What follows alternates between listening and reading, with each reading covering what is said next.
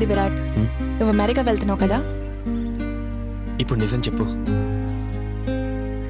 నువ్వు సెటిల్ అవుతున్నందుకు హ్యాపీగానే ఉంది, కానీ అంత దూరం వెళ్తున్నందుకు బాధగా ఉంది. నాకు కూడా బాధగానే ఉంది.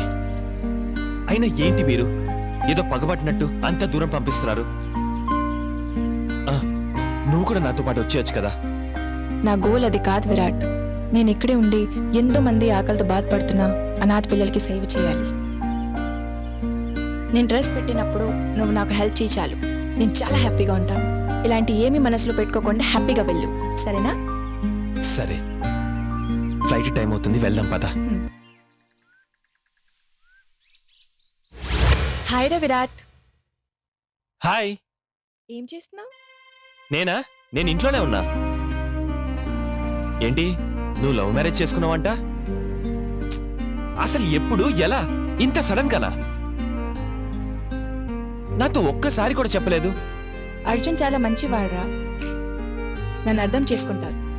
ఇంట్లో వాళ్ళు ఒప్పుకోలేదు, అందుకే సడన్ గా పెళ్లి చేసుకోవాల్సి వచ్చింది. అన్నట్టు నేను డ్రెస్ పెడుతున్నాను, అర్జున్ కూడా ఓకే అన్నారు. ఓ అవునా? అయితే నా కంపెనీలో 50% షేర్స్ నీకే డొనేట్ చేస్తాను. Oh thank you so much Virat. Yo welcome. ఇంకేంటి?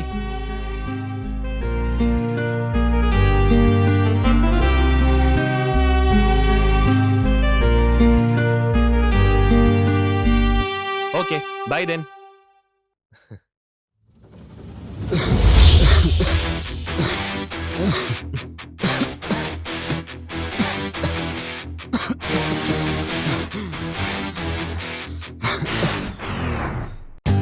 For more updates, like, comment, subscribe to our channel.